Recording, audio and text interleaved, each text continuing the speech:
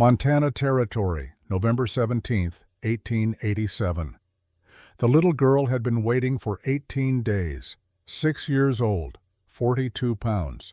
Her name was Grace McKenna, and she sat on the wooden steps outside Thornton's General Store in the mining town of Silver Creek, knees pulled to her chest, arms wrapped around herself like that was the only thing holding her together. The town moved past her, miners with coal dust in their lungs and silver dreams in their pockets, saloon girls with painted faces and tired eyes, the preacher with his black Bible and white collar, ranch hands riding through on their way to somewhere that mattered more than here.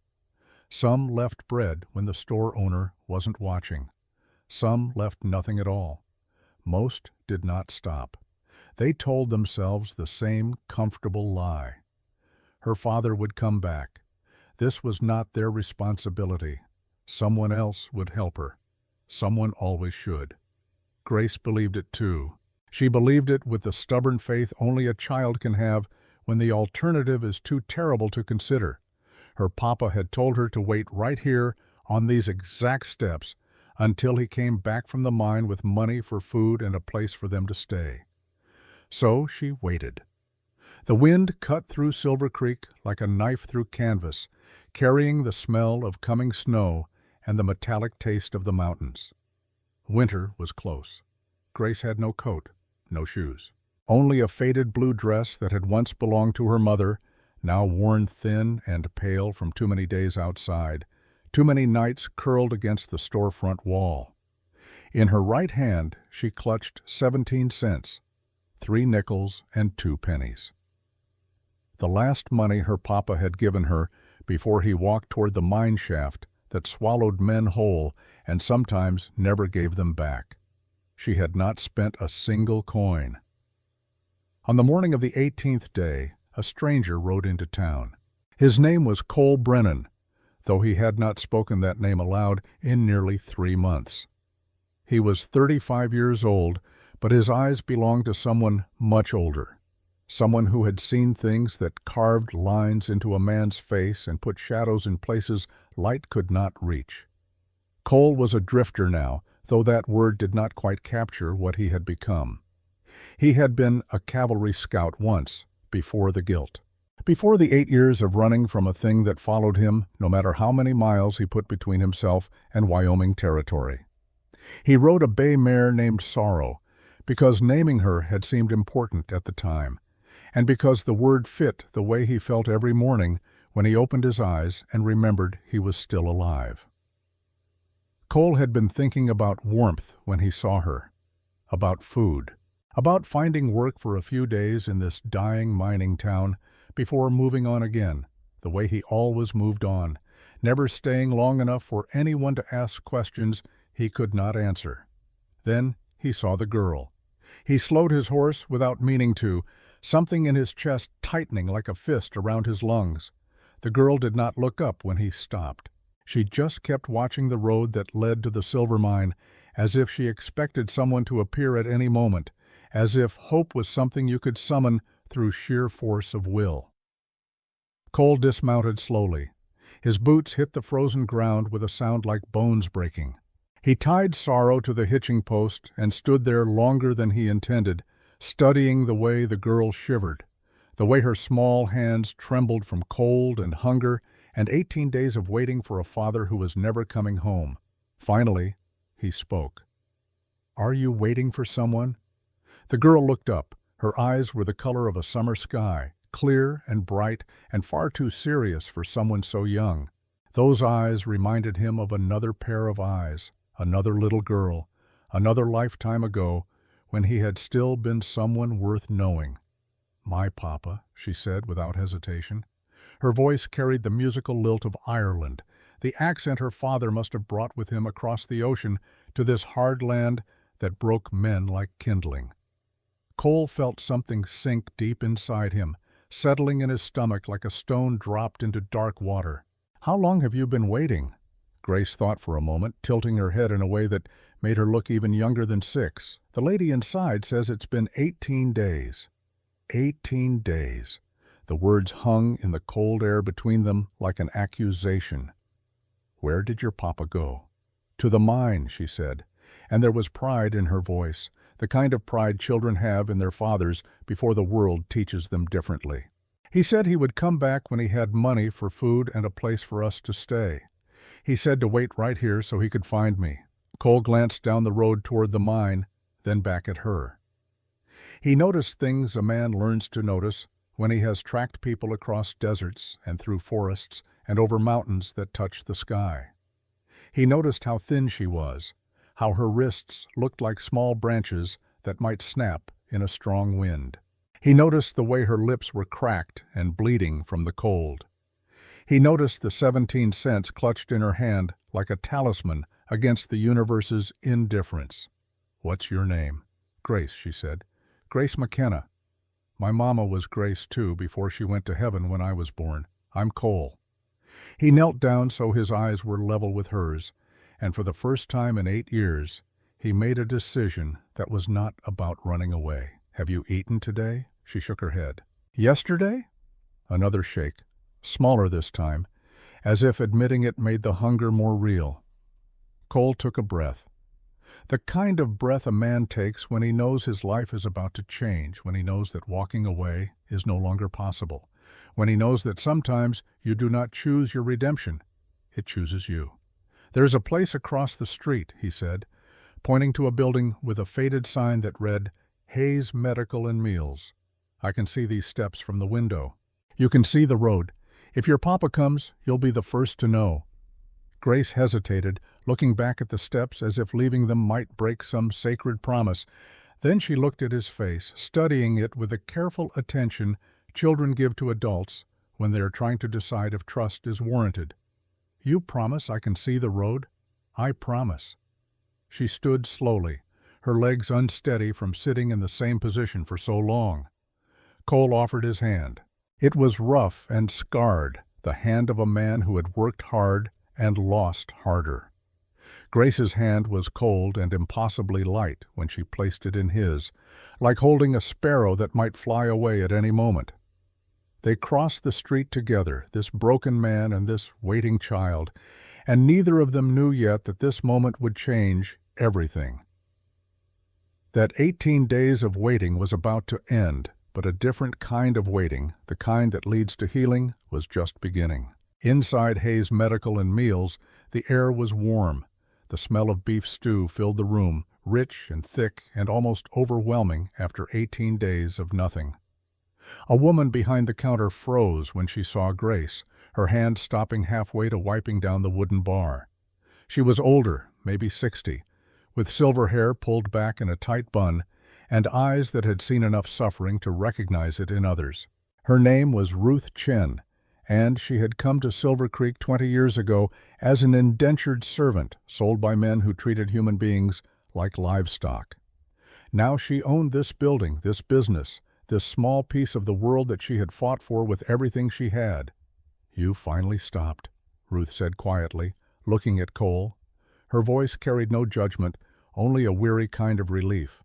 "Someone had to," Cole replied. Ruth nodded, then turned her attention to Grace. "Hello, little one. Are you hungry?" Grace nodded, but she did not move toward the food.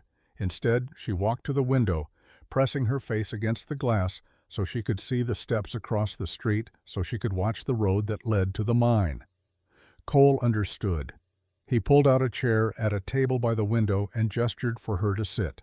Grace climbed into the chair, still watching the road, still waiting even as Ruth brought a bowl of stew and a piece of bread that looked like it had been baked fresh that morning. "Eat slowly," Ruth said gently. "Small bites. Your stomach needs to remember how." Grace ate the way starving things eat, at first with trembling hands and desperate speed, then slower as her body began to trust that the food was real, that it would not disappear, that this was not a dream from which she would wake still cold and still hungry on the wooden steps. She did not speak.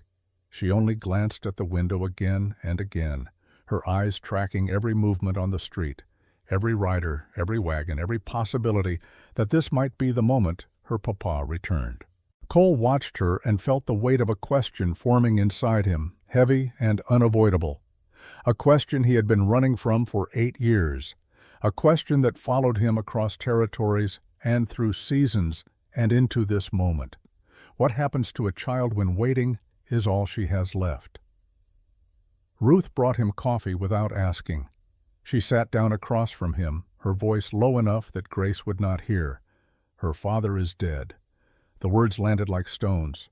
"How long?" 16 days. Cole closed his eyes. So Grace had been sitting on those steps for 2 days after her father had already died. 2 days of waiting for a man who was already buried in the rocky ground behind the Catholic church on the hill. How? Mine collapse. Second day he worked there. Tunnel gave way. Killed him and 2 others. Ruth paused, her hands wrapped around her own cup of tea. Her uncle took the insurance money. $200. Told no one. Left her out there to wait. Cole's hands tightened around his coffee cup. Why? Ruth met his eyes. Because he's waiting for her to get weak enough that no one will fight him when he takes her. Where? Denver. There's a man there, Clayton Burke. Buys children nobody wants. Sells them to families who need servants. Some of the children are lucky, most are not. Ruth's voice went flat, emotionless. The way people sound when they are talking about horrors they know too well. Grace's uncle has sold 4 children in the last 6 years. All orphans, all alone, all disappeared. The rage that filled Cole was white-hot and familiar. It was the same rage he had felt 8 years ago when he found his wife and daughter frozen in the snow, when he realized that his choice to leave them behind, to scout ahead for a safer route, had killed them as surely as if he had pulled a trigger. Where is this uncle? Ruth nodded toward the window, across the street. Big building with the green door. Victor Harlow. Owns the saloon and the bank. Owns half this town, truth be told. And the sheriff, all of him. Cole looked out the window at the building Ruth indicated. It was large and well-maintained, the kind of building that spoke of money and power in a town where most people had neither. Does Grace know? Ruth shook her head. Nobody's told her. Doc Hayes wanted to, but he's afraid. We're all afraid. Victor has the law on his side. Blood rights, legal papers, and Sheriff Dobbs in his pocket. Cole stood up. Where is this Doc Hayes? Upstairs. He runs the medical part of this place. I run the meals. Tell him I want to talk. Ruth studied his face for a long moment. You planning to do something stupid? Cole looked at Grace, still eating slowly, still watching the road. I'm planning to do something right. Ruth stood as well. There's a difference between right and smart, Mr. Brennan. I know. Cole put money on the table for the food. But I stopped caring about smart 8 years ago. He walked upstairs, his boots heavy on the wooden steps.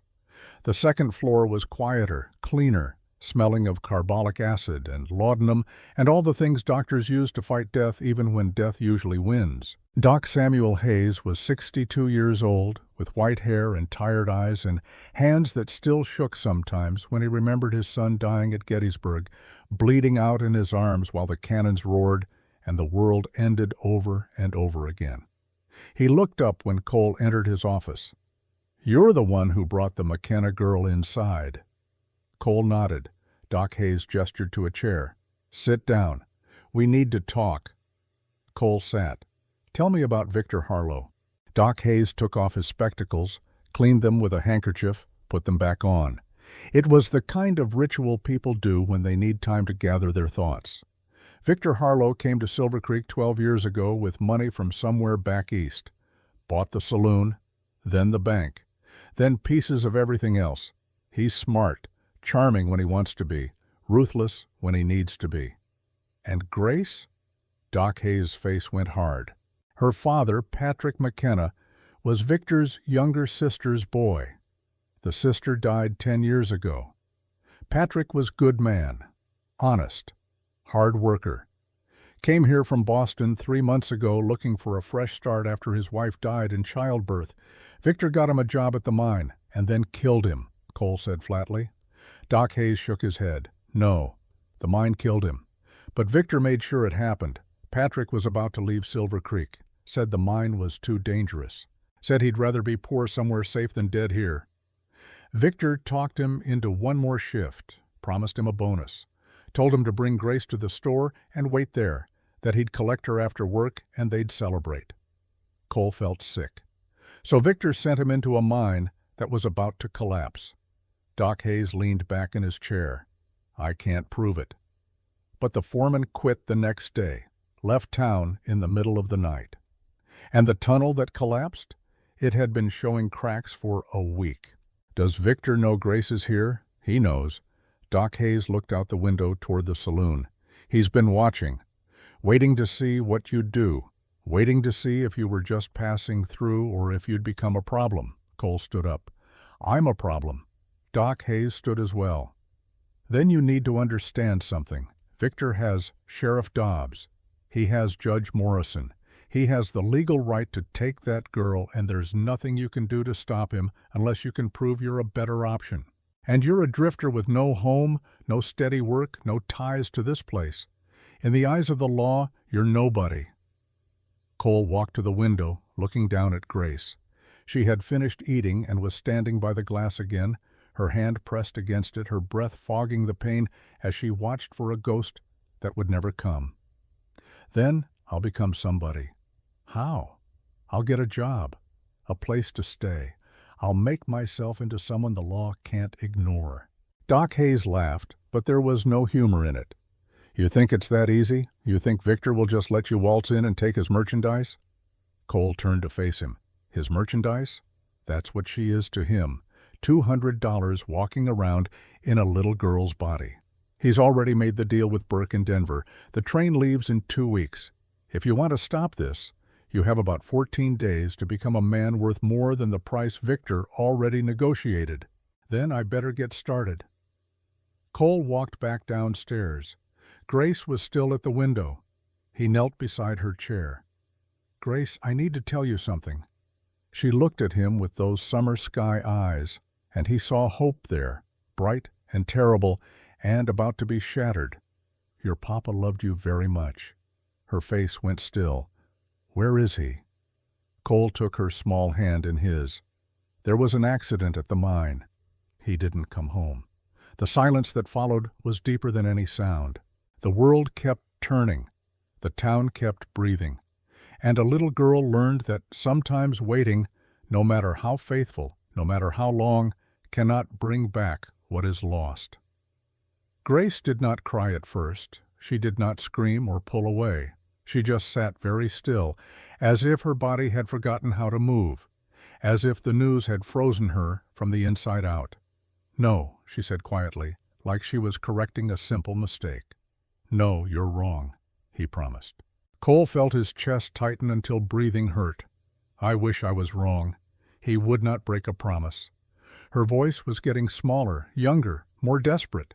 He said he would come back. He said to wait right here. I know he did, and he meant it. But sometimes things happen that are bigger than promises.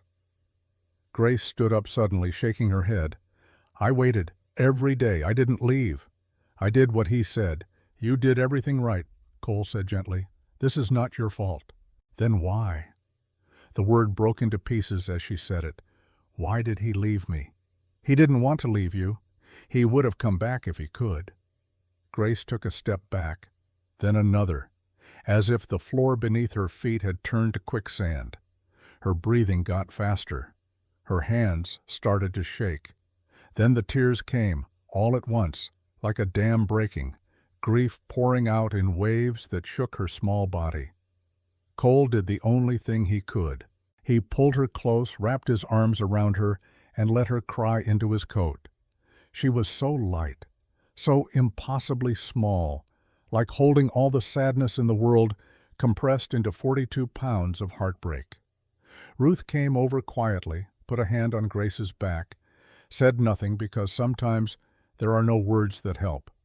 Grace cried until she had no tears left. Then she cried some more, dry sobs that sounded like they were tearing her apart from the inside. Cole held her through all of it, this stranger who had stopped when everyone else had walked past, this broken man who knew exactly what it felt like to be left behind.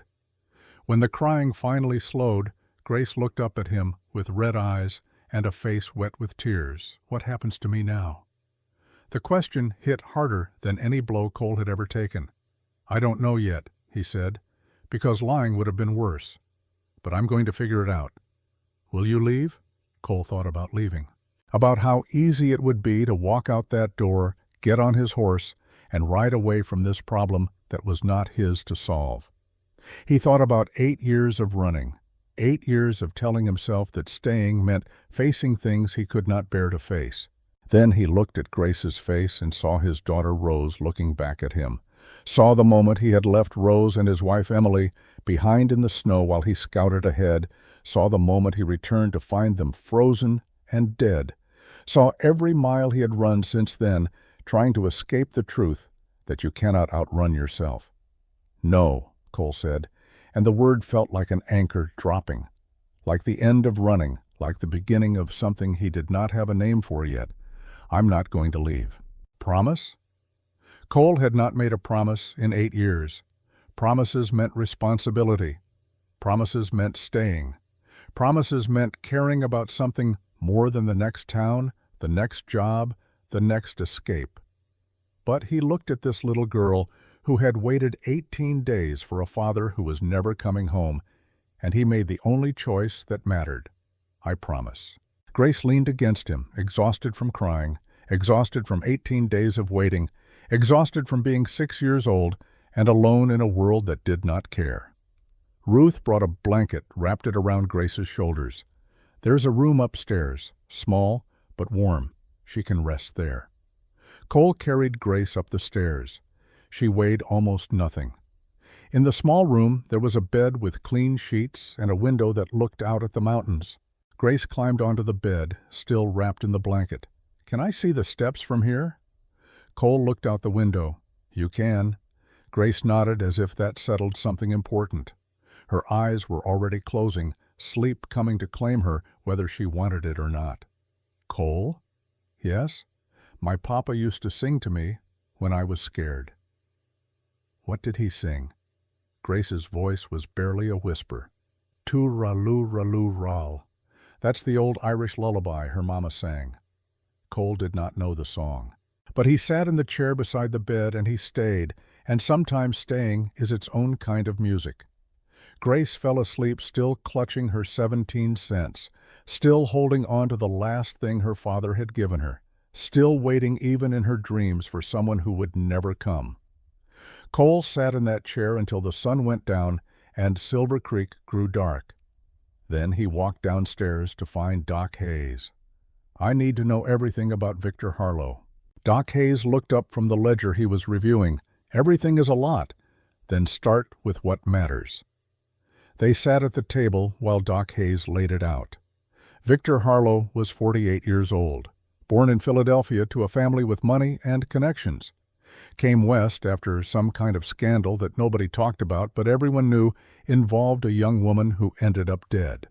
Bought his way into Silver Creek with cash and charm, built his empire one piece at a time. The children started disappearing 5 years ago, Doc Hayes said. Always orphans, always alone, always with Victor somehow connected. The law never looked too hard. Orphans die all the time out here. Sometimes they run away. Sometimes they just vanish. How many? 4 that I know of. Maybe more. And nobody stopped him. Doc Hayes met his eyes. Who was going to stop him? The sheriff works for him. The judge owes him money. The town depends on his businesses. And the children? They had no one. Until now, Cole said. Doc Hayes leaned forward. You understand what you're taking on? Victor will not let Grace go without a fight. He'll use the law. He'll use the town. He'll use everything he has to take her. Let him try. You'll need more than determination. You'll need a job, a place to live, character witnesses, legal standing. Then help me get those things. Doc Hayes studied him for a long moment. Why?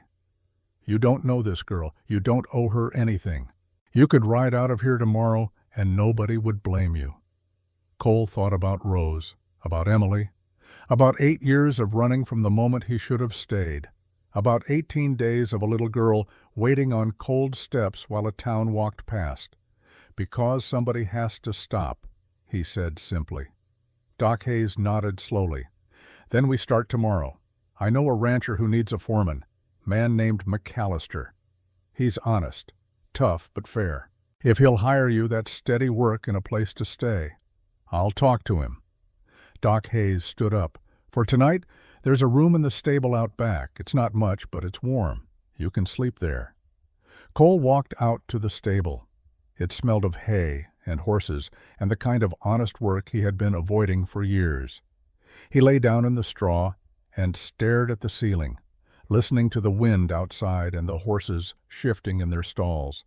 Sleep did not come easily. He kept seeing Grace's face, kept hearing her ask, "What happens to me now?" Kept remembering another little girl who had asked him why they had to wait in the snow while he went ahead to find a safer path. Somewhere in the dark hours before dawn, Cole made a decision. Not the kind of decision you make with your head, but the kind you make with whatever part of you still remembers how to be human. He was done running. When morning came pale and cold, Cole walked to the mercantile and bought supplies with money he could not afford to spend.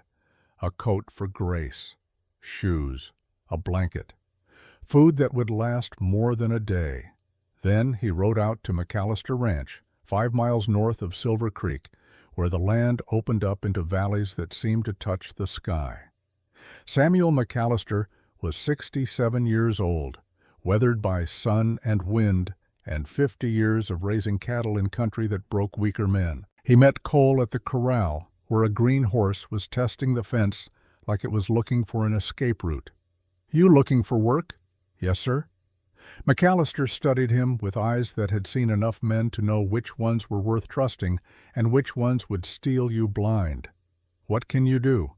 "Horses, tracking, survival skills." Cole paused. "I was cavalry, 7th Regiment, Scout Division." "Cavalry." McAllister nodded.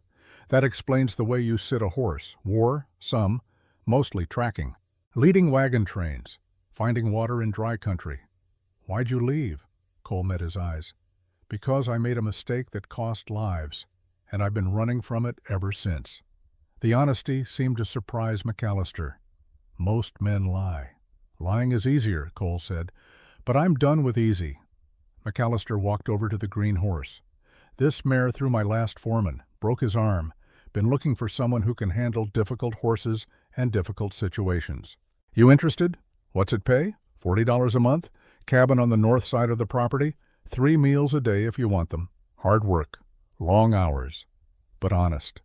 Cole thought about Grace waiting upstairs in that small room, thought about Victor Harlow making plans to sell her like livestock, thought about every mile he had run trying to escape the ghost of who he used to be. "I'll take it, but I need to be clear about something first." McAllister waited. "There's a little girl in town." "Why? Because I have a daughter buried in Wyoming who I didn't save, and I'll be damned if I let it happen again." The words hung in the cold morning air. McAllister nodded once, sharp and final. "Then you've got the job. And if Victor Harlow wants trouble, he can bring it to my ranch and see how it goes." They shook hands, and Cole felt something shift inside him, something that felt almost like hope, though he barely recognized it after 8 years in the dark. That afternoon, Cole rode back to Silver Creek with a job, a place to live, and the beginnings of a plan. He found Grace in the room upstairs, sitting by the window, watching the road, even though there was nothing left to wait for. "Grace, I found work. A ranch north of here. There's a cabin. It's small, but it's warm. Would you want to come with me?" Grace looked at him with those serious eyes. "For how long?" "As long as you need." "What if you leave?" The fear was naked in her voice, honest and terrible. "I'm not going to leave," Cole said. "I made you a promise." Grace thought about that for a long moment. Then she stood up and put her small hand in his. "Okay." They walked downstairs together.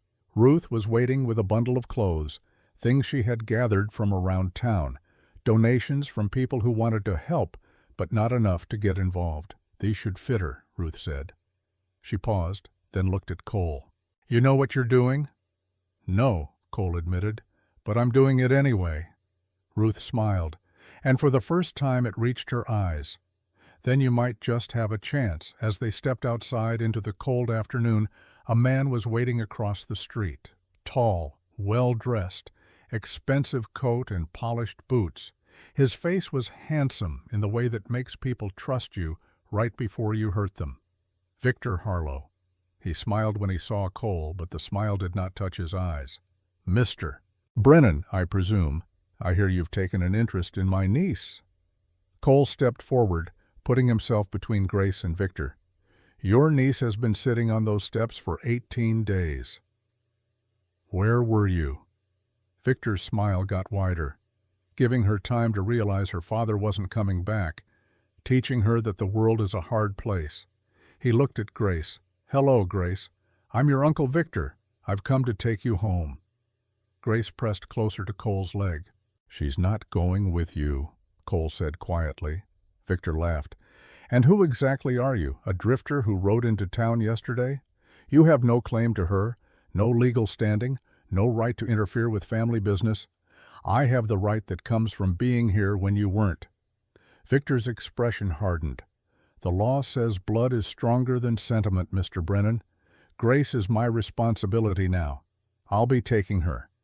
No. The word was flat, final. Victor studied him for a moment. Then he nodded, as if confirming something he had already suspected. I see. Well then, I suppose we'll let the courts decide. Sheriff Dobbs will be bringing paperwork tomorrow. Custody hearing in 3 days. I'm sure you'll want to retain a lawyer. He walked away, his boots clicking on the frozen ground, and Cole knew with absolute certainty that the fight had just begun. That night, in the small cabin on McAllister Ranch, Cole built a fire while Grace sat on the edge of the bed, still wearing her new coat, still clutching her 17 cents like a lifeline. Cole? Yes? Why did my papa die? The question had no good answer. Sometimes there is no answer that makes sense, that makes the pain less, that changes what happened. I don't know, sweetheart. Sometimes bad things happen to good people. It's not fair. It's not right. But it's true. Grace was quiet for a long time. Then she asked the question that mattered most. Are you going to die too? Cole knelt in front of her. I can't promise I'll live forever. Nobody can. But I can promise that I will fight as hard as I can to stay, and I will never leave you alone again. Even if Uncle Victor says you have to? Especially then. Grace looked at him with eyes that had seen too much for 6 years. You're different from the other people who walked past. How? You stopped. And sometimes, Cole thought, as he watched the fire burn, sometimes stopping is the bravest thing a person can do. Sometimes stopping is how you find your way back to being human again.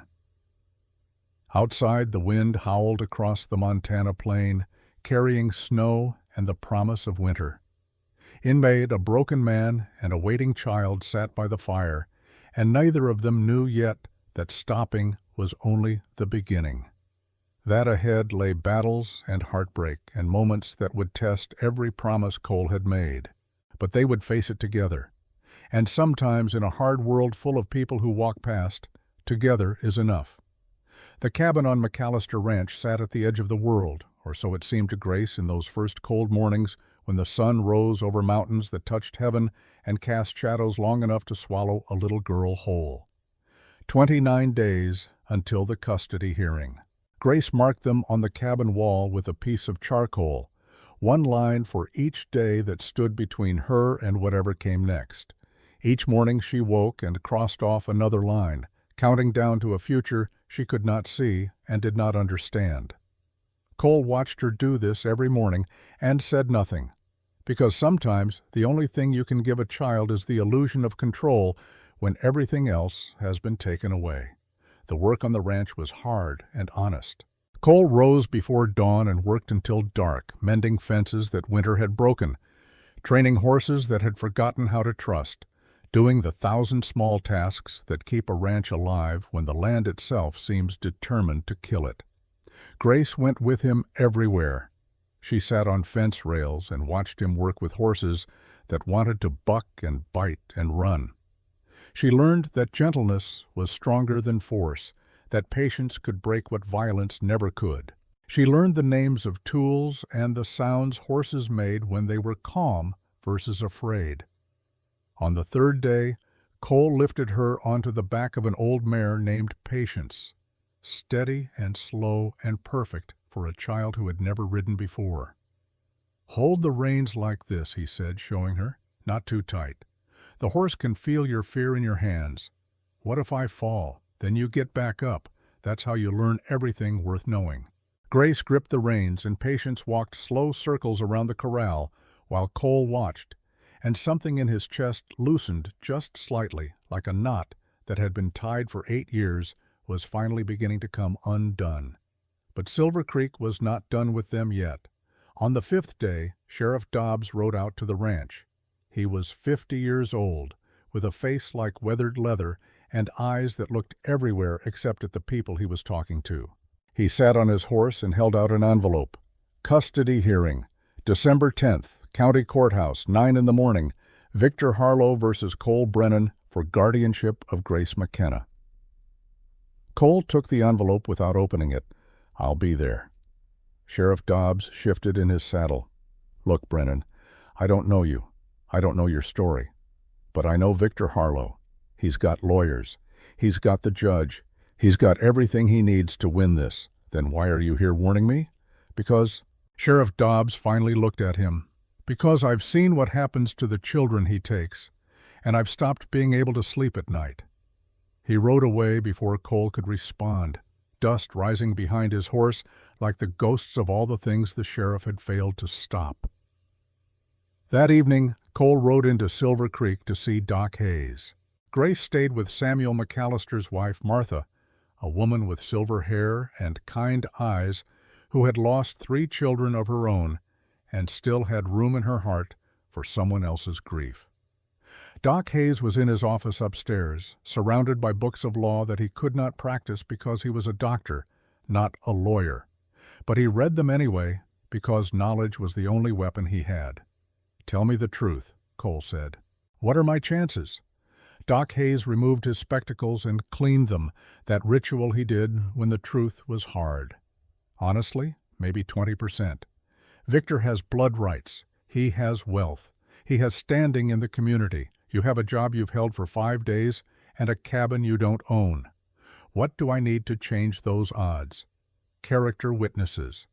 People who will testify that you're fit to raise a child, and Victor is not. You need to prove you can provide stability, safety, a future. And you need to prove that Victor is a danger to Grace. Can you testify?" "I will." Doc Hayes put his spectacles back on. "But I'm one voice. You need more." "Who else?" "Ruth Chen will speak for you. She knows what it's like to be sold. But she's Chinese, and there are judges who won't give her testimony full weight." He paused. "You need Father O'Brien. You need McAllister. You need people whose word carries authority in a courtroom. I'll get them." Doc Hayes looked at him for a long moment. "There's something else you should know. Victor has been asking questions about you, about your past, about why a cavalry scout would become a drifter. If he finds out about Wyoming, about your wife and daughter, he'll use it against you. Let him find out." Cole stood up. "The truth is, I failed them. I left them behind, and they died. I've been running from that for 8 years, but I'm not running anymore. Running from guilt and facing it in a courtroom are 2 different things. Then I'll learn the difference." Cole walked downstairs and found Ruth Chen closing up the kitchen. She looked up when he entered. "Mr. Brennan, you look like a man with questions. I need your help at the hearing. Doc Hayes said you'd be willing to testify." Ruth set down the dish she was washing. "Sit." They sat at the same table where Grace had eaten her first real meal in 18 days, where she had cried for a father who would never come home, where everything had changed. "I will testify," Ruth said. "I will tell them what Victor is, what he does, what will happen to Grace if he takes her." "Thank you. But you need to understand something." Ruth leaned forward. "Men like Victor do not lose gracefully. If we fight him in court and win, he will find other ways to hurt us. This town depends on his money. his businesses, his goodwill. If we become his enemies, we will pay for it. I know. Do you? Ruth's eyes were hard. Because I've already paid. 20 years ago, I was sold just like Victor wants to sell Grace. I was 15 years old. I survived because someone helped me escape. But the cost of that escape was everything I had known, everyone I loved. Freedom is not free, Mr. Brennan. It costs everything, and then it costs more. I'm willing to pay. It's not just you paying, it's Grace. It's everyone who helps you. Are you prepared for that? Cole thought about Rose, about Emily, about the moment he chose to scout ahead instead of staying close, about 8 years of paying for one decision. Yes. Ruth nodded. Then we fight. The next morning, Cole asked Samuel McAllister for time to ride into Silver Creek. McAllister granted it without question, because he was the kind of man who understood that some things mattered more than work. Cole found Father O'Brien at the Catholic Church on the hill, a small wooden building with a crooked cross and stained glass windows that caught the morning light like captured prayers. Father O'Brien was 58 years old, with white hair and hands scarred from years of building churches and burying the dead and trying to bring light to places that preferred darkness. Mr. Brennan, I've been expecting you. They sat in the front pew, beneath a crucifix that had seen more suffering than salvation in this hard land. I need you to testify at the custody hearing, Cole said. To tell the judge that I'm fit to raise Grace and Victor is not. Father O'Brien was quiet for a long time. Then he spoke, and his voice was heavy with the weight of things he had seen and could not unsee. I will testify. But I need to tell you something first, something I have kept to myself for too long. Cole waited. 5 years ago, a girl named Sarah came to Silver Creek, 9 years old, orphan. Her parents died of cholera on the wagon train west. Victor took her in, said he would care for her. 6 months later, she was gone. He said she went to live with family in Denver. I believed him because I wanted to believe him. Father O'Brien's hands tightened on the wooden pew. 2 years ago, I was in Denver. I saw Sarah.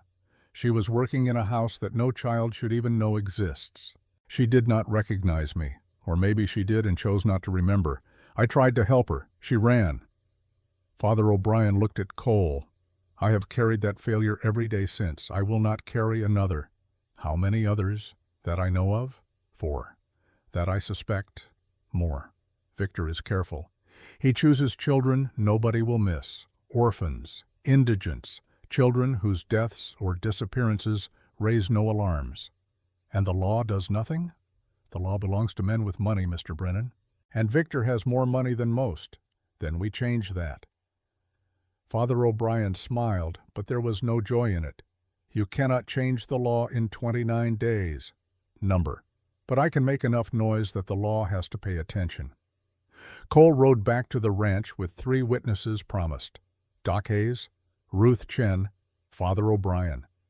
3 voices against a man who owned half the town and most of the people in it. It would have to be enough.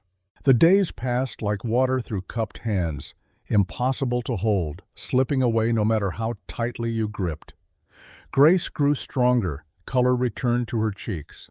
She laughed one afternoon when a calf tried to nurse from patience, confused about which animals gave milk and which ones did not. The sound of that laughter stopped Cole in his tracks. It had been so long since he had heard a child laugh that he had forgotten what it sounded like, forgotten that joy was possible even in the shadow of coming darkness. That night, Grace asked him about the scars on his hands. How did you get those? Cole looked at his palms, at the white lines that crisscrossed his skin like a map of all the times he had held reins too long, worked too hard, tried to outrun the past through physical labor. Working, living, making mistakes and learning from them. Does it hurt? Not anymore. Cole paused. Pain has a way of fading if you let it. Grace traced one of the scars with her small finger. Papa had scars too, on his back. He said they were from when he was young and stupid. What did he mean? Grace's face went serious. He said he used to fight people who said mean things about where we came from. But Mama told him fighting never fixes what's broken inside. You have to fix that part yourself. Your mama was smart. Papa said she was the smartest person he ever knew. Grace looked up at him. Do you think they're together now, in heaven? Cole had stopped believing in heaven 8 years ago, stopped believing in a God who would let a woman and child freeze to death in the snow. But he looked at Grace's face, at the hope there, and he could not take that away from her too. I think if there is a heaven, they're together, and I think they're watching you, making sure you're okay. Then they know about you. Grace said it like a fact, simple and certain. They know you stopped. Cole felt something break open in his chest, something that had been frozen for so long he had forgotten it was there. I hope so, he said quietly. On the 15th day, Victor Harlow sent a message. It came through Sheriff Dobbs, who rode out to the ranch again, this time with reluctance written across his face like a confession. Victor wants to talk, says he has a proposition. I'm not interested. You should hear it. Sheriff Dobbs shifted his weight. He's offering money. $500. You take it, you ride out, and Grace goes with him. No lawyers, no court, no trouble. And Grace gets sold to Clayton Burke in Denver. Sheriff Dobbs looked away. That's not my business. Then what is your business, Sheriff? Collecting bribes? Looking the other way while children disappear? Sheriff Dobbs' face went red. You don't know what it's like. You don't know what Victor can do to a man who crosses him. Then tell me. The sheriff was quiet for a long moment. Then he spoke, and his voice was hollow. I had a wife once, Mary. She saw things. Victor's business with the children. She was going to testify, going to tell the territorial marshal. 2 weeks later, she fell down the stairs in our house, broke her neck. The doctor said it was an accident. Cole felt ice in his veins. Was it? Sheriff Dobbs met his eyes, and in that moment, Cole saw all the things the sheriff had chosen not to see, all the deals he had made with his conscience to survive. I don't know, and that's the worst part. I don't know, and I've spent 5 years afraid to find out. So you let children disappear to keep yourself safe. Sheriff Dobbs flinched like he had been struck. I'm not proud of what I've become, Mr. Brennan, but I've also stayed alive. You might want to think about that. He rode away, and Cole stood in the cold afternoon air, understanding for the first time exactly what kind of war he had entered. This was not just about law and custody and what was right. This was about power and fear, and how far a man would go to protect his empire. That night Cole sat with Grace by the fire and told her the truth, because she deserved truth even when it was hard. Victor wants me to take money and leave. He wants you to go with him. Grace's face went pale. Will you? No. Why not? Because I promised I wouldn't leave, and because some things matter more than money or safety or staying alive. Some things matter more than everything else. Like what? Like you. Grace was quiet for a long time, staring into the fire. Then she looked at him with eyes that were older than they should be. Are you scared? Cole thought about lying, about pretending he was brave enough for both of them. But Grace had lived through 18 days on cold steps waiting for a father who would never come. She had earned honesty. Yes, I'm scared. Scared I won't be good enough. Scared the judge will say you have to go with Victor. Scared I'll fail you the way I failed my own daughter. You had a daughter? The words came hard like pulling arrows from old wounds. Her name was Rose. She was 6 years old, just like you, and she died because I left her behind when I should have stayed. Grace moved closer to him, small and warm in the firelight. But you didn't leave me. No, and you won't. Cole wrapped his arm around her shoulders. Number 1, I won't. On the 20th day, everything changed. Cole was working in the south pasture when Marshal Tom Garrett rode up. He was 55 years old, Cole's commanding officer from the cavalry days, a man who had saved Cole's life twice and never once asked for thanks. They had not seen each other in 7 years. Cole, Tom said, dismounting. His voice carried the weight of old friendship and new worry. We need to talk. They walked to the fence line, out of earshot of the other ranch hands. "Doc Hayes sent me a telegram. Told me what you're doing. Told me about the girl." Cole nodded. "And?" "And I came to tell you something you need to know." Tom looked out at the mountains. "I've been tracking Clayton Burke for 2 years. Federal case, human trafficking.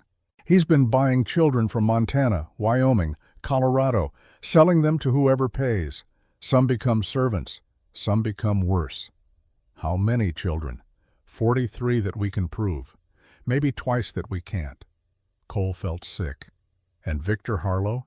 "Is one of Burke's main suppliers. Has been for 6 years. We've been building a case, but it's slow. These men are careful. They hide behind legitimate businesses, legal documents, blood relations. Can you arrest them?" "Not yet. We need more evidence." "More witnesses." Tom looked at him. "But your custody hearing might give us that. If we can get Victor on record, under oath, we might be able to use his testimony to bring down the entire network." "So Grace becomes bait." Tom's face hardened. "I would never ask that of a child. But if you're already fighting this battle, then maybe we can make it count for more than just one little girl." Cole thought about Sarah working in that house in Denver. Thought about 43 children whose names he did not know, whose faces he had never seen, whose lives had been bought and sold like cattle. "What do you need from me?" "Testify about what Victor tried to do. Get him to respond. Make him angry enough to slip up." Tom paused. "And keep Grace safe. Because if Victor realizes we're closing in, he'll move fast. And he'll be willing to kill to protect himself." The words hung in the cold air like frost. "I'll keep her safe. I know you will." Tom mounted his horse. "One more thing. Victor's been digging into your past. He knows about Wyoming, about Emily and Rose. He's going to use it against you in court. I know. Can you handle that?" Cole looked back at the cabin where Grace was inside learning to read with Martha McAllister, safe and warm and beginning to believe that maybe the world was not entirely cruel. "I'll have to." Tom rode away and Cole stood alone at the fence line, understanding that this fight was bigger than he had known, that Grace was not just one child but the key to saving dozens more, and that everything depended on a custody hearing 9 days away. The weight of it should have crushed him. Instead, it made him stand straighter. Because for the first time in 8 years, Cole was fighting for something other than survival. He was fighting for redemption. The days grew colder. Snow came early that year, covering the ranch in white that glittered like broken glass in the sunlight. Grace learned to throw snowballs and build snowmen, and do all the things 6-year-old children should do when winter is new, and the world has not yet taught them to fear the cold. But at night, the fear returned. Grace woke screaming 3 times in the 3rd week, crying for her papa, trapped in dreams where she was back on the steps and no one would stop, no one would help, no one would see her at all. Each time, Cole was there. He held her and told her she was safe and stayed until sleep came again, gentle and careful, like holding something made of glass that might shatter at any moment. On the 22nd day, Grace asked him a question while they were feeding the horses. "Cole, what happens if the judge says I have to go with Uncle Victor?" Cole stopped, the feed bucket heavy in his hands. "Then we appeal. We fight harder. We don't give up. But what if we lose all the fighting?" He knelt down so their eyes were level. "Then I will find another way. I will not let him take you, not to Denver, not anywhere. You promise?" Cole had learned that promises were dangerous things, that they could break you when you failed to keep them. But he looked at Grace's face, at the trust there, and he made the promise anyway. "I promise."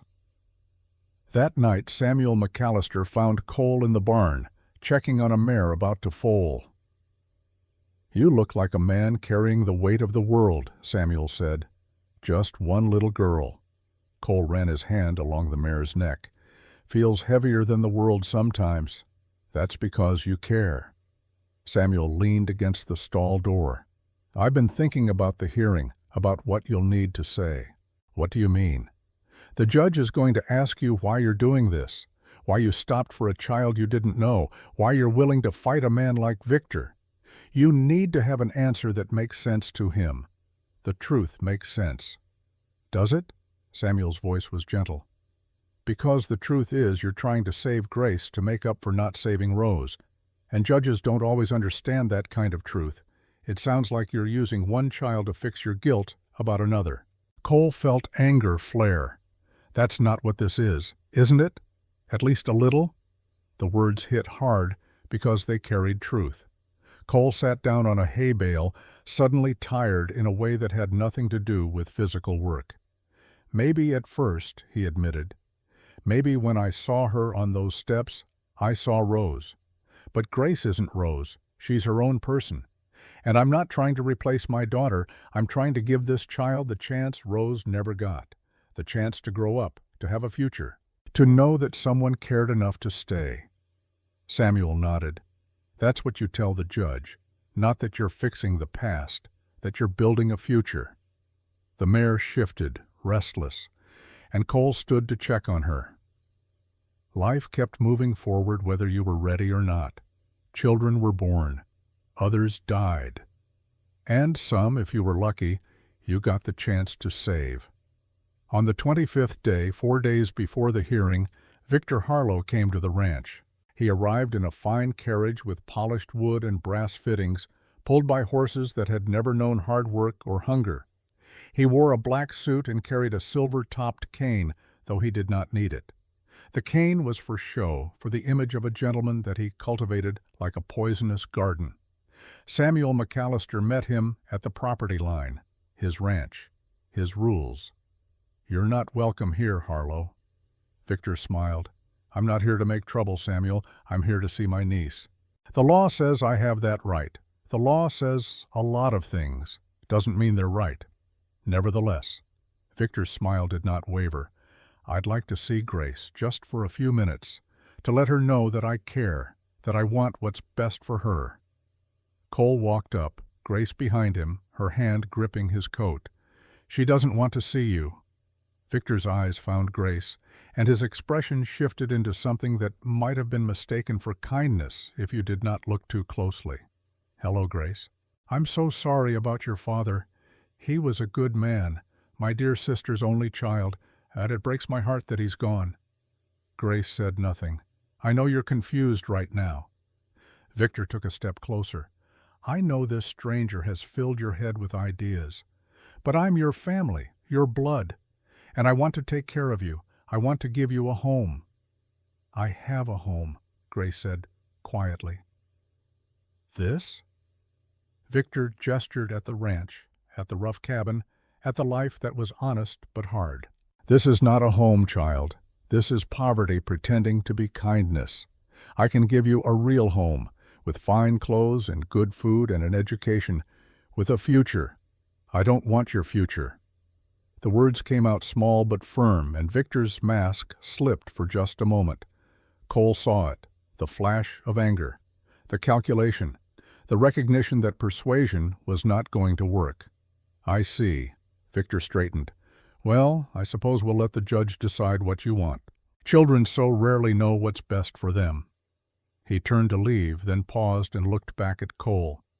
You know what's interesting, Mr. Brennan? I've been learning about you, about your past, about Wyoming Territory, about a wagon train that trusted you to guide them safely, about how 12 people died because you made a bad decision, including your own family. Cole's hands tightened into fists. The judge is going to hear about that. About how you abandoned your wife and daughter to scout ahead. About how you left them behind in a blizzard. About how they froze to death waiting for you to come back.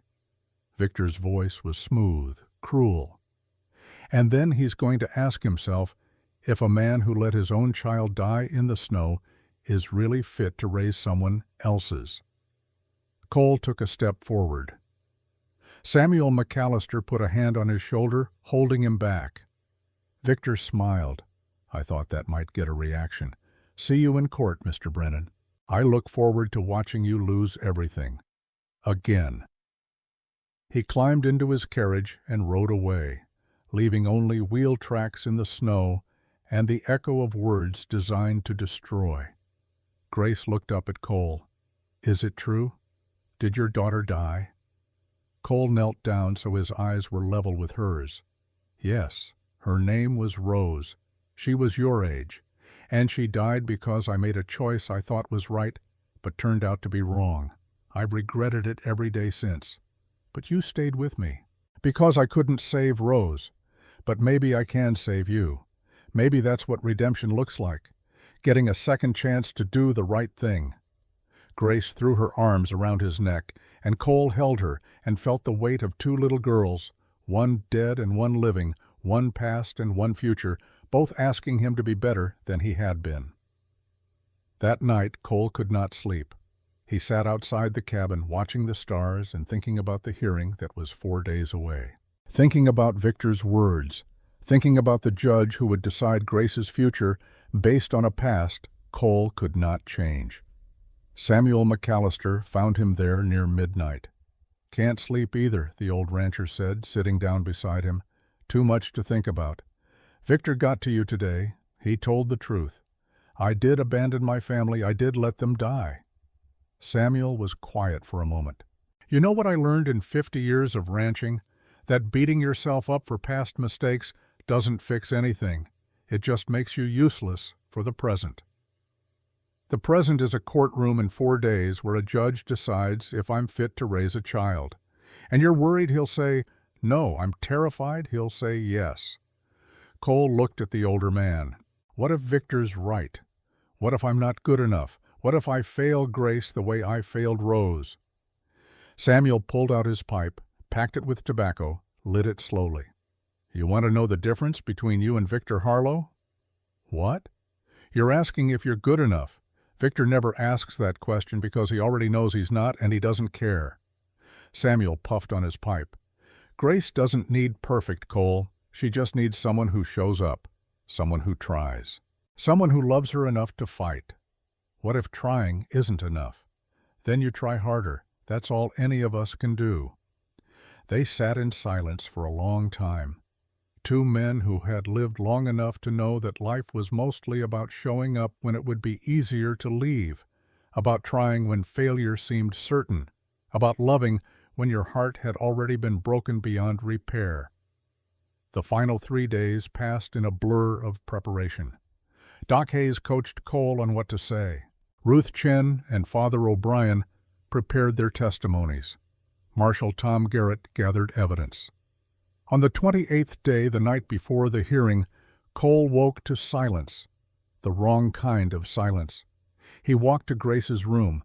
The bed was empty. The window was open. Snow blew in, covering the floor in white. On the pillow, a note in handwriting that was not Grace's. "Stop fighting, or you'll never see her again." Cole's hands shook as he read it. Shook. Then he ran outside, barefoot in the snow, shouting Grace's name into the darkness. But the only answer was the wind. And somewhere in the night, a little girl who had already waited 18 days was waiting again, this time not knowing if anyone would come. Cole did not sleep that night. He saddled Sorrow in the dark, his hands moving with the automatic precision of a man who had tracked people across territories when minutes meant the difference between life and death. The snow had stopped an hour ago. Fresh tracks led from the cabin window. 2 sets, one small, dragged. One large, a man's boots, leading north. Samuel McAllister emerged from his house, rifle in hand. "I'm coming with you." "No." Cole's voice was flat.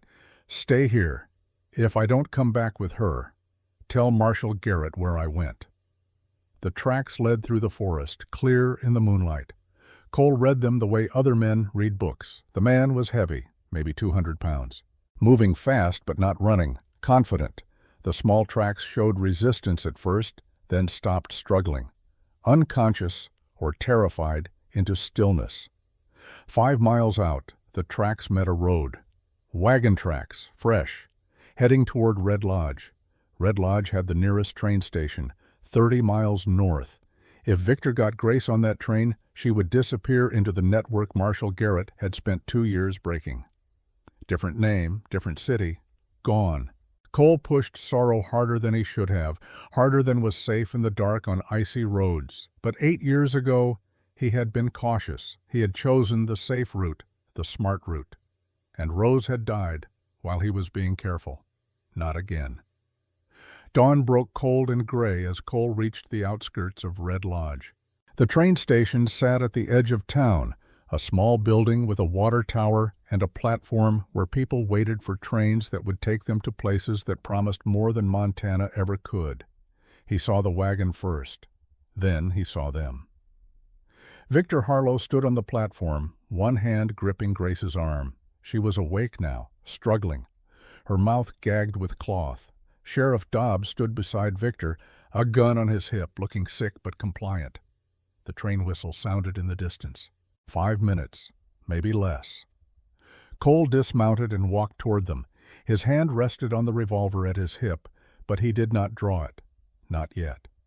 Victor saw him and smiled. That terrible, confident smile of a man who had never lost. "Mr. Brennan, I admire your persistence, but this is over. Grace is my blood. The law says so. And tomorrow, when you don't show up to court, the judge will rule in my favor by default. Let her go." "Or what? You'll shoot me? In front of the sheriff? In front of witnesses?" Victor's smile widened. "You're not a killer, Brennan. You're a coward who let his family die. You won't do anything." Cole took another step forward. "You're right. I'm not a killer. Then we're done here." Victor turned toward the approaching train. "But I'm also not walking away." Cole moved, not toward Victor, toward Grace. Victor yanked her backward. Sheriff Dobbs drew his gun, hands shaking. "Don't!" Dobbs's voice cracked. "Don't make me shoot you, then don't." Cole kept walking. "Shoot me or don't." "But I'm taking her." The train was close now, 200 yards. The whistle screamed. Grace suddenly bit down hard on Victor's hand through the gag. He yelped, his grip loosening. She twisted, small and desperate, and broke free. She ran toward Cole. Victor lunged after her. His boot caught on the platform edge. He fell. Onto the tracks. The train was 100 yards away, 50. The engineer saw, pulled the brake, but momentum does not stop for human mistakes. Cole had 2 seconds to decide. He jumped. His hands found Victor's coat. He pulled hard, his cavalry training giving him strength he did not know he still had. They rolled off the tracks together just as the train roared past, so close Cole felt the wind tear at his clothes. They lay in the dirt, both breathing hard. "Why?" Victor gasped. "Why did you save me?" Cole stood slowly. "Because Grace was watching. And I want her to know that being a good man means doing the right thing even for people who don't deserve it." Sheriff Dobbs had dropped his gun. His hands were on his knees and he was crying. "I'm sorry. I'm so sorry. I should have stopped him years ago. Yes." Cole picked up Grace, held her tight. "You should have." Marshal Garrett arrived 20 minutes later with 2 deputies. They arrested Victor and Sheriff Dobbs both. The train passengers gave statements. The conductor testified about what he had seen. It was over. Grace clung to Cole as they rode back toward Silver Creek. She had not spoken since he found her, and he did not push. Sometimes silence was safer than words. Halfway home, she finally whispered, "You came back. I promised I would. Uncle Victor said you'd run away, that you'd leave me like you left your daughter." Cole stopped the horse. He turned Grace so she could see his face. "I will never leave you. Never. Do you understand?"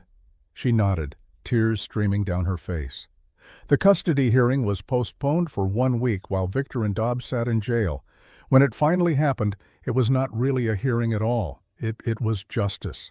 The courtroom smelled of old wood and broken promises, of all the times justice had been blind in the wrong ways, looking past suffering because it was easier than seeing it. Judge Morrison adjusted his spectacles and opened the file before him. The paper rustled like dry leaves, like the sound winter makes when it promises to be long and cruel. "Mr. Harlow, you may present your case." Victor's lawyer stood. His name was Edward Sinclair, and he wore confidence like an expensive coat, tailored to fit perfectly, designed to impress. He was 50 years old and had spent 30 of those years learning how to make wrong sound like right. Your Honor, this case is simple.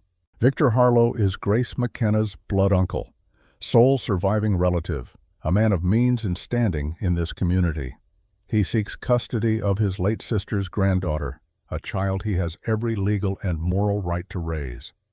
Sinclair walked to the center of the courtroom, his boots clicking on the wooden floor like a clock counting down. Mr. Brennan, by contrast, is a stranger, a drifter who rode into Silver Creek less than a month ago. He has no blood relation to the child, no history with her family, no legal standing whatsoever. He paused for effect. What he does have is a past marked by tragedy and poor judgment. Cole felt Grace's eyes on him from where she sat in the front row. He kept his face still, his hands steady on his knees, even as Sinclair's words landed like blows.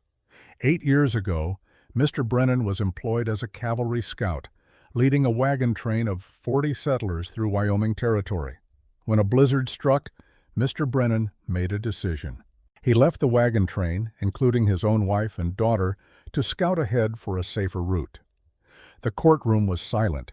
Even the dust motes seemed to hang motionless in the pale light from the windows. 12 people died in that blizzard, Your Honor. 12 people, including Mr. Brennan's 6-year-old daughter, Rose, and his wife, Emily. They froze to death, waiting for him to return. Sinclair turned to look at Cole. And for 8 years since, Mr. Brennan has been running. No permanent address. No steady employment. No ties to any community.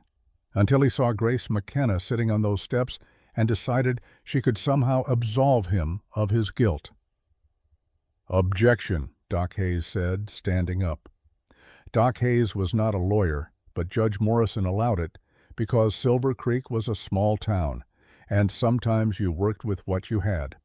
"On what grounds, Dr. Hayes?"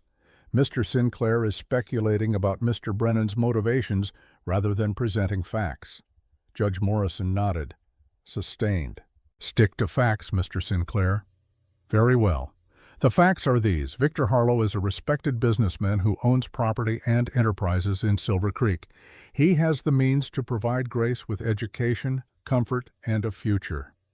Cole Brennan is a man with $40 to his name, a borrowed cabin, and a job he's held for less than a month. The law is clear. Blood relations take precedence, especially when the alternative is a transient with a history of abandoning those in his care." Sinclair sat down, satisfied. Judge Morrison looked at Cole. "Mr. Brennan, do you have representation?" Cole stood.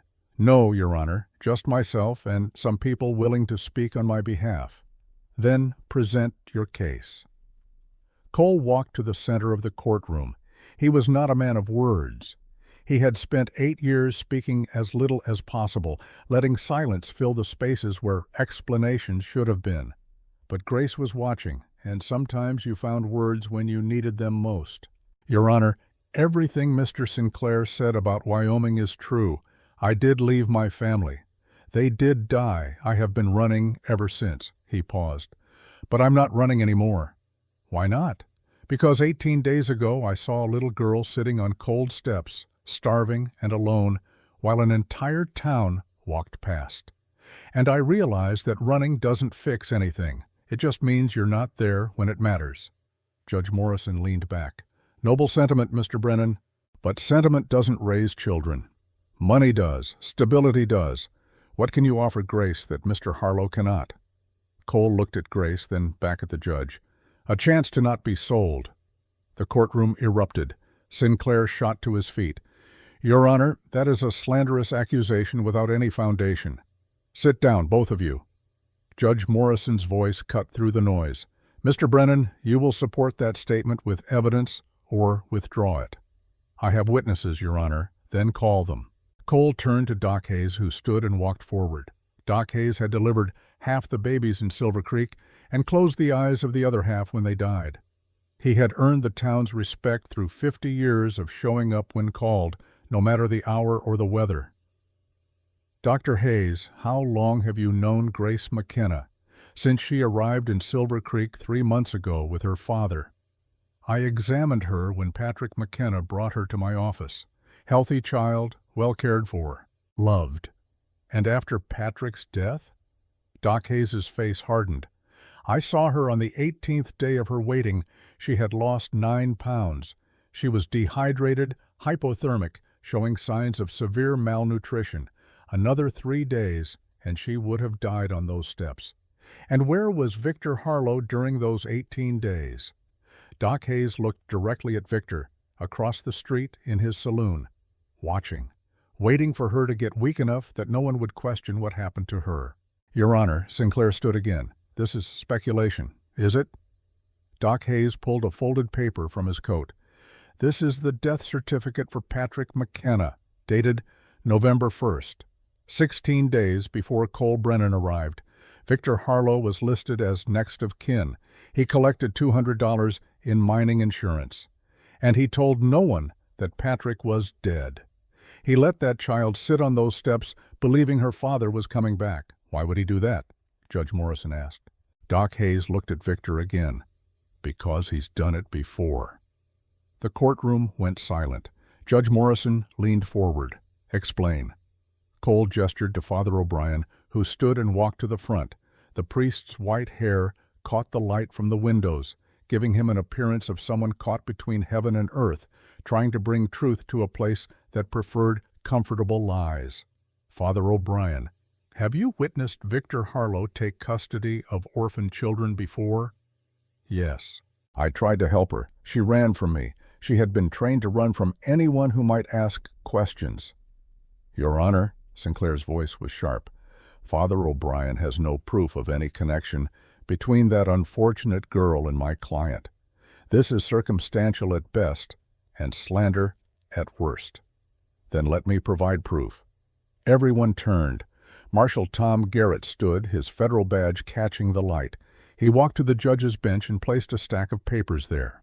Your Honor, I am United States Marshal Thomas Garrett. For 2 years, I have been investigating a human trafficking ring operating in Montana, Wyoming, and Colorado.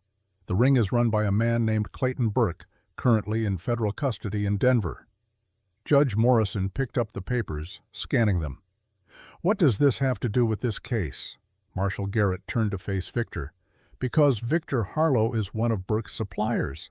We have Burke's ledgers. 4 children purchased from Silver Creek over 6 years, $500 each. All transactions brokered by Victor Harlow. Victor stood, his face red. This is absurd. I have never dealt with any such person. These accusations are. Then explain this. Marshal Garrett held up a telegram. This is a wire transfer from Clayton Burke to Victor Harlow. $500, dated June 15, 1885. The same week, a boy named Thomas disappeared from Silver Creek after Victor took custody. Sinclair stood. Your Honor, my client has not been charged with any crime. This hearing is about custody, not unproven allegations of. The allegations are proven, Marshal Garrett interrupted. Burke is cooperating with federal authorities. He has named Victor Harlow as one of his primary sources for children. The reason Mr. Harlow has not been arrested yet is because we wanted to see if he would attempt to take Grace, if he would lead us to other buyers in his network. You used this child as bait? Judge Morrison's voice was ice. No, Your Honor. Cole Brennan's intervention was not part of our investigation. But when Dr. Hayes contacted me about the custody dispute, I recognized an opportunity to bring evidence before a court. Victor Harlow is going to be arrested today regardless of your ruling. But what happens to Grace depends on you. Judge Morrison looked at Victor. Mr. Harlow, do you have anything to say? Victor's composure had cracked. His face was pale, sweat beading on his forehead despite the cold courtroom. This is a conspiracy. A drifter arrives in town, and suddenly I'm accused of crimes I never committed. He pointed at Cole. He wants this child to replace the daughter he killed. He's using her to ease his guilt, and you're all helping him. Judge Morrison turned to Cole. Mr. Brennan, why do you want custody of Grace?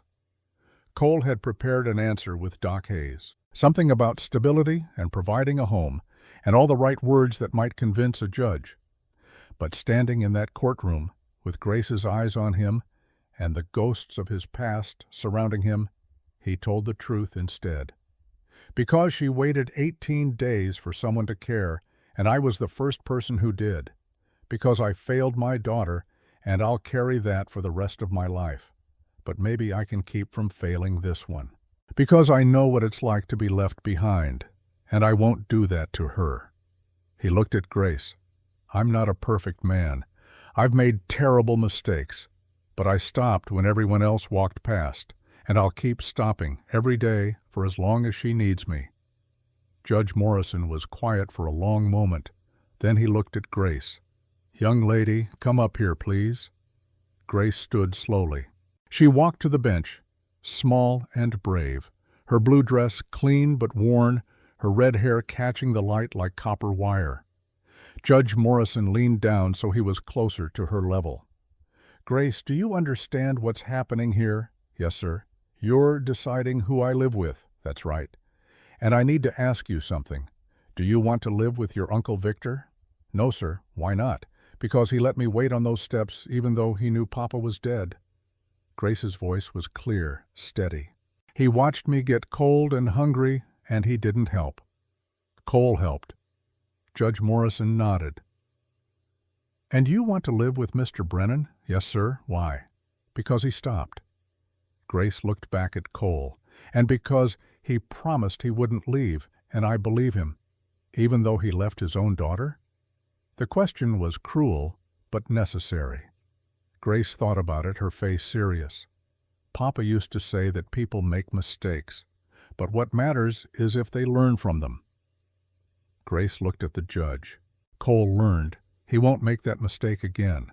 "How do you know?" "Because he's scared he will. And people who are scared of doing the wrong thing try harder to do the right thing." Judge Morrison sat back, and something in his expression shifted. He had been prepared to make a judgment based on law and precedent, and what was proper. But sometimes a 6-year-old child understood truth better than all the lawyers in the world. "I need to deliberate. Court will recess for 30 minutes. He stood and walked to his chambers, and the courtroom erupted into conversation. Victor stormed out, Sinclair following him, already planning appeals and motions and all the legal maneuvers that might still save his client. Marshal Garrett approached Cole. "Whatever happens, Harlow is under arrest the moment we leave this building, but if the judge gives him custody, we'll have to let him take Grace until the criminal case proceeds. That could be weeks, months." Cole felt ice in his veins. "He won't hurt her." "I won't let him. You can't stop a court order." Cole looked at Marshal Garrett, and in his eyes was something that made the marshal take a step back. Something that spoke of 8 years of running, of guilt that had turned to steel, of a man who had finally found something worth fighting for. "Watch me." Before Garrett could respond, Judge Morrison's clerk appeared. "The judge is ready." They filed back into the courtroom. Grace sat beside Cole, her small hand in his large one. Doc Hayes and Ruth Chen and Father O'Brien sat behind them, a small army of people who had chosen to stand when sitting would have been safer. Judge Morrison entered and took his seat. His face was unreadable. "I have considered the arguments, the evidence, and the testimony. This is not an easy case. Blood relations carry weight in law and tradition, but so does the welfare of the child." Cole felt his heart hammering against his ribs. "Mr. Harlow, you are Grace McKenna's legal next of kin. You have means and standing. But you also allowed a 6-year-old child to suffer on cold steps for 18 days while you waited for her to become weak enough to manipulate. Whether or not the allegations of human trafficking are proven in criminal court, your actions toward Grace show a callous disregard for her well-being." Victor's face went red, but he said nothing. "Mr. Brennan, you have very little to recommend you by traditional standards. You have limited means, limited history in this community, and a past that raises serious questions about your judgment." Cole felt Grace's hand tighten in his. "But you also have something Mr. Harlow does not. You have Grace's trust. You have the support of people in this community who have watched you care for her these past weeks. And most importantly, you have shown that you are capable of putting her needs above your own comfort." Judge Morrison looked directly at Cole. "Therefore, I am granting temporary custody to Cole Brennan pending a full review in 6 months. Mr. Harlow, you are denied custody. Furthermore, I am recommending to the Territorial Marshal that all of your assets be frozen pending investigation of the trafficking allegations." The courtroom erupted. Victor lunged toward the bench, shouting about injustice and conspiracies and all the rage of a man who had built an empire on cruelty and was watching it collapse. Marshal Garrett and 2 deputies grabbed him. "Victor Harlow, you are under arrest for human trafficking, conspiracy to commit kidnapping, and child endangerment." As they dragged Victor away, still shouting, Cole felt Grace throw her arms around him. She was crying, but these were different tears, relief, joy. The kind of tears that came when you had been holding your breath for so long, you forgot what it felt like to breathe. "You kept your promise," she whispered. "You didn't leave." Cole held her, and for the first time in 8 years, the weight on his chest lifted just slightly. Not gone, never gone, but bearable, because sometimes redemption does not mean erasing the past. It means doing better in the present. Outside the courthouse, the winter sun was bright and cold. News of the arrest spread through Silver Creek like wildfire. People who had walked past Grace on those steps now claimed they had always suspected something was wrong with Victor. People who had taken Victor's money now remembered they had never really trusted him. Ruth Chen approached as Cole and Grace stood on the courthouse steps. "Justice," she said simply. Then she looked at Grace. "You are welcome at my restaurant any time. Free meals for life. For both of you." Father O'Brien blessed them both, making the sign of the cross. Grace's father would be proud of her and of you. Doc Hayes shook Cole's hand. 6 months until the permanent hearing. Stay employed. Stay put. Keep taking care of her, and this will be final. I will. Samuel McAllister drove them back to the ranch in his wagon. Martha sat in the back with Grace, wrapped in blankets, already planning what they would do to celebrate. "A party," she said, "with the whole community. To show Grace she belongs here." Grace fell asleep on the ride, exhausted from the fear and the waiting and the relief that came after. Cole carried her into the cabin and put her to bed, tucking the blankets around her small frame. Martha stood in the doorway. "You did good today. We're not done yet. 6 months. You'll make it." Martha smiled. "You know why? Why? Because you're not doing this to fix yourself. You're doing it for her, and that makes all the difference." After Martha and Samuel left, Cole sat in the chair beside Grace's bed and watched her sleep. The cabin was quiet. Outside, snow began to fall, soft and gentle, not the killing kind that had taken Emily and Rose, but the kind that made the world clean and new. Grace stirred, opened her eyes. "Cole? I'm here. Will Uncle Victor come back?" "No, he's in jail. He can't hurt you anymore." Grace was quiet for a moment. "I'm glad you stopped that day, on the steps. Me too." She closed her eyes again, already drifting back to sleep. "I love you, Cole." The words hit him like a physical blow. Simple words. 3 words that changed everything. He sat there, unable to speak, unable to move, feeling something break open in his chest that had been sealed shut for 8 years. "I love you too, Grace." But she was already asleep. And maybe that was better. Maybe some truths were easier to say when the other person could not hear the way your voice broke saying them. The weeks that followed fell into a rhythm. Work on the ranch, Grace going to school in Silver Creek, riding with Cole each morning, learning reading and arithmetic and how to be around other children who did not know what it was like to wait on cold steps for someone who would never come. Victor's trial proceeded in Helena. Marshal Garrett sent regular updates. Burke had testified, providing details about the entire operation. 4 children sold, maybe more that could not be proven. Victor would spend the next 20 years in federal prison if he lived that long. Men who hurt children did not do well behind bars. Sheriff Dobbs resigned, turned in his badge, and left Montana Territory in the middle of the night, running from his own guilt the way Cole had run for 8 years. Doc Hayes was appointed temporary sheriff until the town could hold an election. By Christmas, Grace had gained back all the weight she had lost, and then some. Her cheeks were round and pink. Her laughter came easier. She still had nightmares sometimes, still woke crying for her papa, but they were less frequent now. Healing was slow, but it was happening. On Christmas Eve, the community gathered at the church. Father O'Brien had organized a celebration, and it seemed like everyone in Silver Creek had come. There was food and singing and children running between pews in that chaotic way that drives adults mad but makes them smile anyway. Grace stood at the front of the church with 3 other children preparing to sing. She had been practicing for weeks, wanting it to be perfect. When the time came, her voice rose clear and true, singing the Irish lullaby her father had taught her, the one her mother had sung before that. Tu ra lu ra lu ral, tu ra lu ra li. Tu ra lu ra lu ral, that's an Irish lullaby. Cole sat in the front pew, and he was not the only one crying. Ruth Chen wiped her eyes.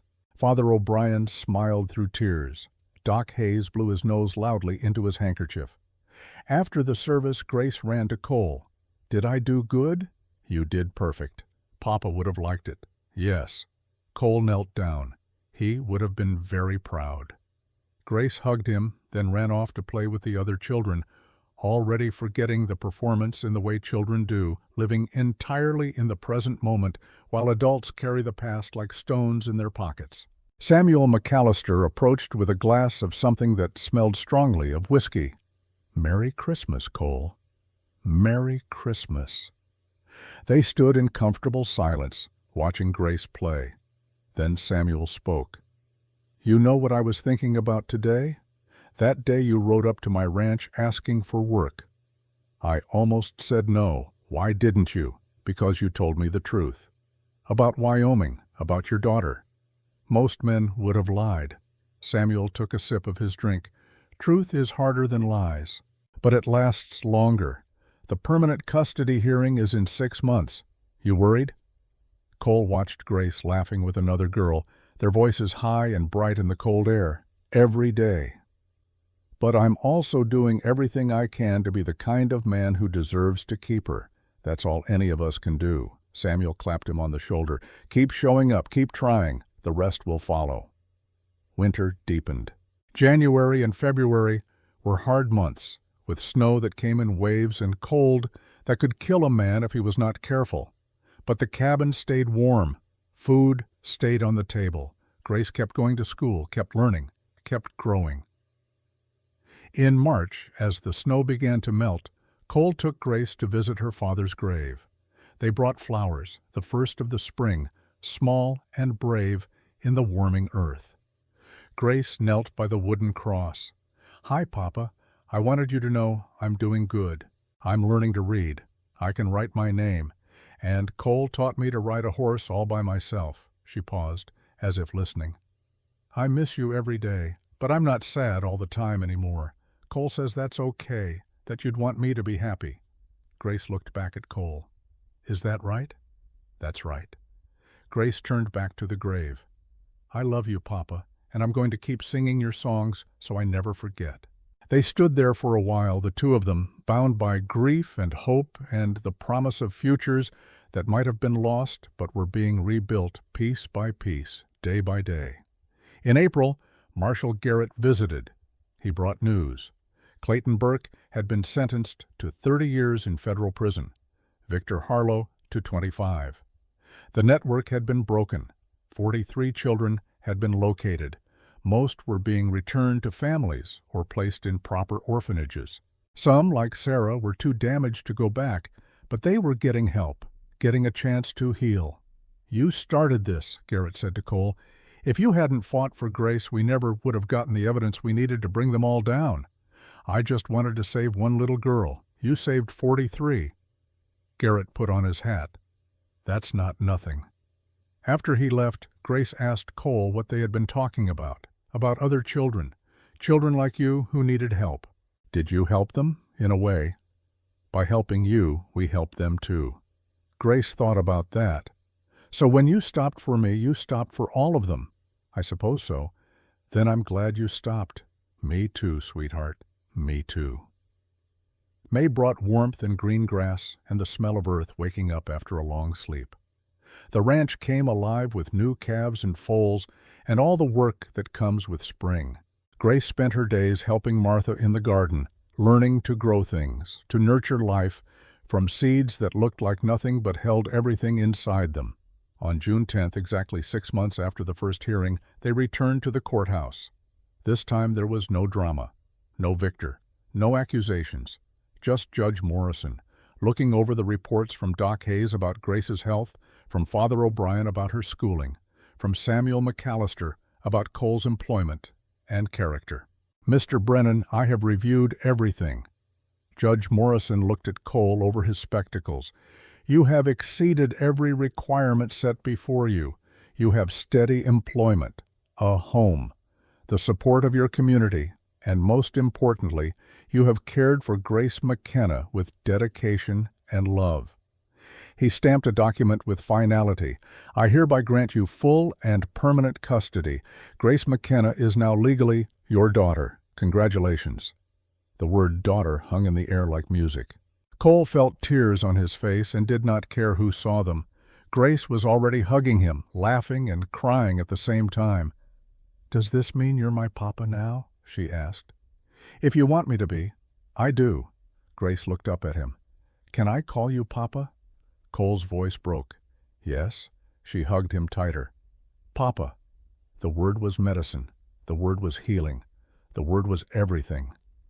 They celebrated that night at Ruth Chen's restaurant. The entire town showed up, or so it seemed. There was food and music and toasts to new beginnings and second chances and all the things people say when they witness something that feels like grace in a hard world. Grace fell asleep on Cole's lap, exhausted from the excitement, one small hand still gripping his shirt. Doc Hayes looked at them and smiled. You did it, Cole. You stopped running. I had to. Cole looked down at Grace. She deserved better than someone who kept leaving. We all did. Doc Hayes raised his glass, to Grace, and to the man who loved her enough to stay. They drank to that, to staying, to stopping, to all the ordinary miracles that happen when people choose courage over comfort. 18 months later, winter of 1889. Silver Creek had changed. The mine had found a new vein of silver. People who had left came back. The town was alive again. And at the north edge of town, on a hill where you could see the whole valley, stood a building that had not been there before. 2 stories, white paint. A porch that wrapped around 3 sides. Over the door, carved into wood that Samuel McAllister had cut himself, were the words, Brennan Home for Children. Inside, there were 12 beds. A kitchen that always smelled of Ruth Chen's cooking. A classroom where Father O'Brien taught reading and arithmetic. A medical room where Doc Hayes examined scrapes and fevers and the invisible wounds that hurt worse than any broken bone. And in the main room by the fireplace, a rule written on the wall in Grace's careful handwriting. No child waits alone here. If you need help, we stop. Cole and Grace stood on the front steps on opening day. Grace was 8 now, taller, stronger, her red hair pulled back in braids that Martha McAllister had taught her to make. A wagon approached, Ruth Chen driving, and in the back, a boy, 7 years old, thin, eyes that had seen too much too soon. Grace walked down the steps to meet him. What's your name? Thomas. Grace held out her hand. I'm Grace. How long have you been waiting, Thomas? The boy's voice was barely a whisper. 3 days, at the train station. My parents were supposed to come, but Grace understood. She had lived that story. She knew how it ended when no one stopped. Come with me. She led him up the steps. I know someone who will help. Cole was waiting in the doorway. He knelt down, so he was eye level with Thomas. You hungry? The boy nodded. Come on then, let's get you fed. And as Thomas walked inside toward warmth and food and safety, Grace stood on the porch and watched. This was the legacy. Not just being saved, but learning to save others. Not just one man stopping, but building a place where stopping happened every day. And Grace, now 8 years old and strong and sure, helped welcome the children who came through those doors. Orphans, lost ones. Children nobody wanted, just like she had been. On opening day, a boy arrived, 7 years old, thin, scared. He had been found at the train station, waiting for parents who were never coming. Grace sat beside him on the front steps. "What's your name?" "Thomas." "I'm Grace. How long have you been waiting, Thomas?" The boy looked at her with eyes that were too old for his face. 3 days. Grace took his hand. "Come with me. I know someone who will help." She led him inside, where Cole was waiting with soup and bread and a warm bed and the promise that he would not have to wait alone anymore. Cole watched Grace comfort the boy, watched her share her story of 18 days on cold steps and the man who finally stopped. And he understood that this was the legacy, not just saving one child, but teaching that child to save others. Not just stopping once, but building a place where stopping happened every day. That evening, after Thomas was asleep and the house was quiet, Grace found Cole on the porch. "Papa, do you think my first papa knows about all this? About the home and the children we're helping?" Cole put his arm around her. "I think he knows. And I think he's proud of you." Grace leaned against him. "I used to be so angry that he left me, that he died. But now I understand that sometimes people leave not because they want to, but because they have to. And what matters is who stays after." She looked up at Cole. "Thank you for staying. Thank you for teaching me how." They sat together in the cold evening air, watching the lights of Silver Creek below, and Cole thought about Rose, about Emily, about all the ghosts he had carried for 8 years. They were still there. They would always be there. But now they were not weights pulling him down. They were lights guiding him forward, because sometimes redemption is not about forgetting the past. It is about honoring it by doing better in the present. Sometimes healing means carrying your scars and choosing to let them make you gentle instead of hard. Sometimes love means staying when every instinct tells you to run. And sometimes, on a cold November day in a dying mining town, a broken man stops for a waiting child.